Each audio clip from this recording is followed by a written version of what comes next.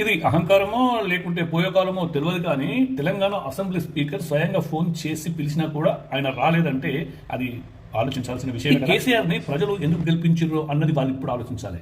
అంతగానం ఖర్చు పెట్టి గెలిపించినాక ఆయన ఏడాదిలో ఒక్కసారి సభకు వచ్చిండ్రు.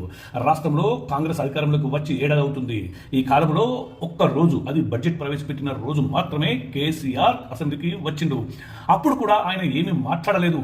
మాజీ ప్రధాని మన్మోహన్ సింగ్ మృతి చెందడంతో ఆయనకు నివాళులు అర్పించి సంతాప తీర్మానం చేసేందుకు అసెంబ్లీ సోమవారం ప్రత్యేకంగా సమావేశమైంది.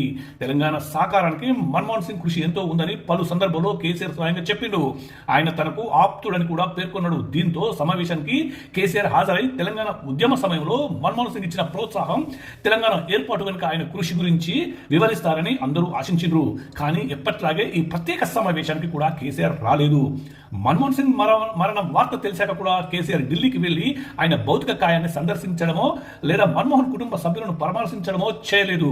ప్రధాన ప్రతిపక్ష నేతగా ఉన్న కేసీఆర్ అసెంబ్లీకి వచ్చి వివిధ అంశాలపై ప్రభుత్వాన్ని నిలదీసే అవకాశం ఉన్నా వినియోగించుకోవడం లేదు. కొద్ది నెలలుగా కనీసం మీడియాతో కూడా మాట్లాడడం లేదు. సభ బయట కేటీఆర్, హరీష్ రావుతోనే ప్రభుత్వంపై ఆరోపణలు, విమర్శలు చేయిస్తూ తాను సైలెంట్ గా ఉంటున్నాడు. కనీసం మన్మోహన్ సింగ్ లాంటి వ్యక్తుల సంతాప తీర్మానం కోసం కూడా సభకు కేసీఆర్ రాకపోవడంపై బీఆర్ఎస్ నేతలలో కూడా అసంతృప్తి వ్యక్తమవుతుంది. మరి ఏది ఏమైనా కూడా ఇంత అహంకార పూరితమైన ఇట్లాంటి నాయకుడిని ప్రజలు నెక్స్ట్ టైం కనీసం డిపాజిట్ కూడా రాకుండా ఓడగొట్టారే. ఇంత అహంకారి తెలంగాణకు అవసరమా అని చెప్పేసి ప్రజలు ఆలోచించాల్సిన అవసరం కూడా ఉందని చెప్పేసి కొంతమంది విమర్శకులు, తర్వాత మేధావులు అనుకుంటున్నారు. మరి దీనికి మీ సమాధానం ఏంటో కామెంట్ రూపంలో పెట్టండి.